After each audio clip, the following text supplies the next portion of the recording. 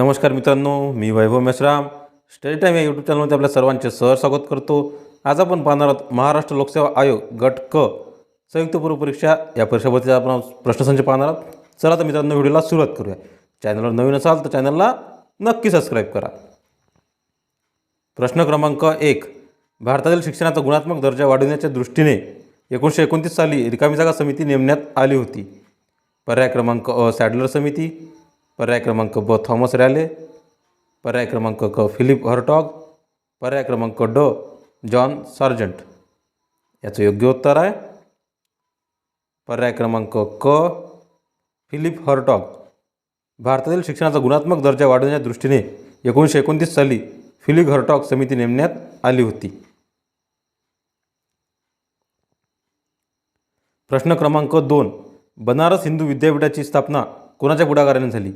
पर्याय क्रमांक अ लाला हरदयाळ, पर्याय क्रमांक ब स्वामी श्रद्धानंद, पर्याय क्रमांक क स्वामी दयानंद, पर्याय क्रमांक ड पंडित मदन मोहन मालवीय. याचं योग्य उत्तर आहे पर्याय क्रमांक ड पंडित मदन मोहन मालवीय. बनारस हिंदू विद्यापीठाची स्थापना पंडित मदन मोहन मालवीय यांच्या पुढाकाराने झाली. प्रश्न क्रमांक 3. भारतीय कामगार संघटनांवर कुठल्या क्रांतीचा फार मोठ्या प्रमाणात प्रभाव पडला?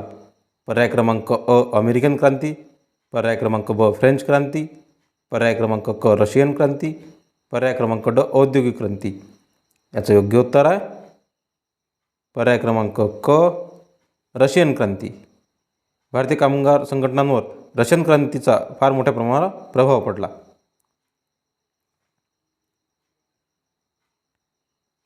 प्रश्न क्रमांक 4.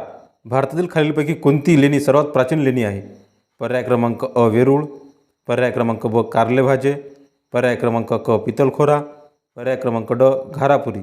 याचं योग्य उत्तर आहे पर्याय क्रमांक क पितलखोरा. भारतातील पितलखोरा ही लेणी सर्वात प्राचीन लेणी आहे.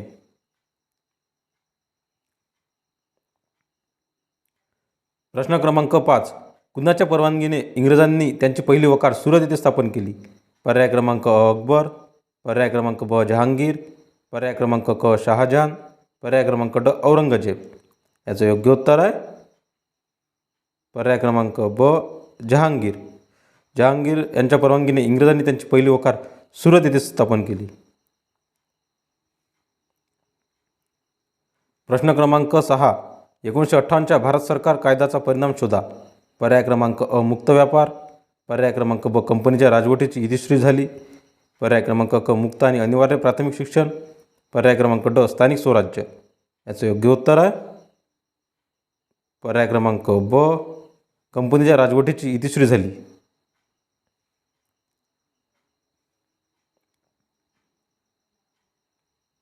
प्रश्न क्रमांक 7.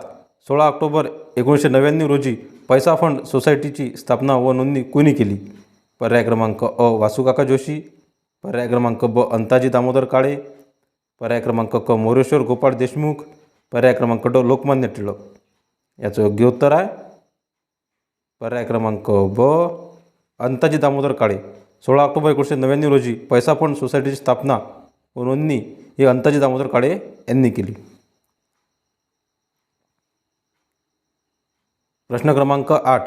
स्वदेशी आणि बहिष्कार या घटनांचा वापर स्वातंत्र्ययुद्धात खालीलपैकी कोणत्या वेळेस प्रथमतः करण्यात आला?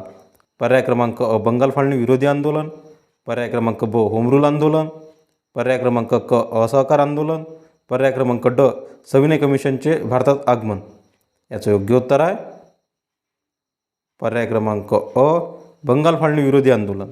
स्वदेशी आणि बहिष्कार या घटनांचा वापर स्वातंत्र्ययुद्धात बंगाल फाळणी विरोधी या आंदोलनादरम्यान प्रथमतः करण्यात आला. प्रश्न क्रमांक 9. लोकमान्य टिळकांनी 4 तत्व अंगीकारली होती, त्यात खालील कोणती बाब समाविष्ट नव्हती? पर्याय क्रमांक अ स्वराज्य, पर्याय क्रमांक ब स्वदेशी, पर्याय क्रमांक क सहकार, पर्याय क्रमांक ड राष्ट्रीय शिक्षण.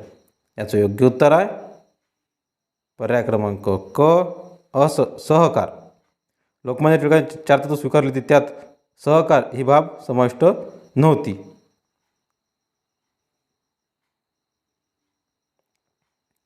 प्रश्न क्रमांक 10.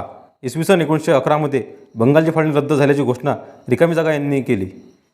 पर्याय क्रमांक अ लॉर्ड कर्झन, पर्याय क्रमांक ब पंचम जॉर्ज, पर्याय क्रमांक क इंग्लंड सरकार, पर्याय क्रमांक ड ब्रिटिश पार्लमेंट. याचं योग्य उत्तर आहे पर्याय क्रमांक ब पंचम जॉर्ज. इसवी सन 1911मध्ये बंगालची फाळणी रद्द झाल्याची घोषणा पंचम जॉर्ज यांनी केली. प्रश्न क्रमांक 11. चंपारण्य सत्याग्रहाचे नेतृत्व कोणी केले? पर्याय क्रमांक अ महात्मा फुले, पर्याय क्रमांक ब महात्मा गांधी, पर्याय क्रमांक क लोकमान्य टिळक, पर्याय क्रमांक ड विदा सावरकर. याचं योग्य उत्तर आहे पर्याय क्रमांक ब महात्मा गांधी. चंपारण्य सत्याग्रहाचे नेतृत्व महात्मा गांधी यांनी केले. प्रश्न क्रमांक 12. कोणत्या देशातील प्रतिक्रियेमुळे भारतात खिलाफत चळवळ सुरू झाली? पर्याय क्रमांक अ इंग्लंड, पर्याय क्रमांक ब जर्मनी, पर्याय क्रमांक क ब्रह्मदेश, पर्याय क्रमांक ड तुर्कस्तान. याचं योग्य उत्तर आहे पर्याय क्रमांक ड तुर्कस्तान. तुर्कस्तान देशातील प्रतिक्रियेमुळे भारतात खिलाफत चळवळ सुरू झाली.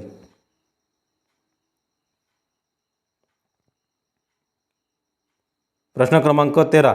संपूर्ण स्वराज्याचा ठराव राष्ट्रीय सभेच्या कुठल्या अधिवेशनात संमत करण्यात आला? पर्याय क्रमांक अ लखनौ, पर्याय क्रमांक ब मुंबई, पर्याय क्रमांक क लाहोर, पर्याय क्रमांक ड सुरत. याचं योग्य उत्तर आहे पर्याय क्रमांक ब मुंबई. मुंबई या अधिवेशनात संपूर्ण स्वराज्याचा ठराव राष्ट्रीय सभेच्या अधिवेशनात संमत करण्यात आला.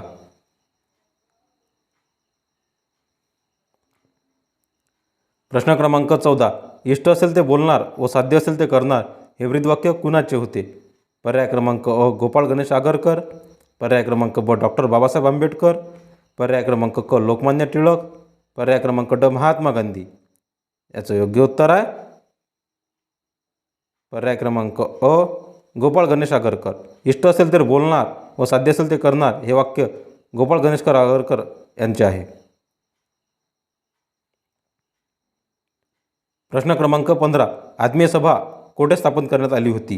पर्याय क्रमांक अ मद्रास, पर्याय क्रमांक ब दिल्ली, पर्याय क्रमांक क मुंबई, पर्याय क्रमांक ड कलकत्ता.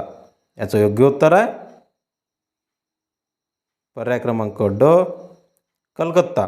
आत्मीय सभा कलकत्ता येथे स्थापन करण्यात आली होती. धन्यवाद.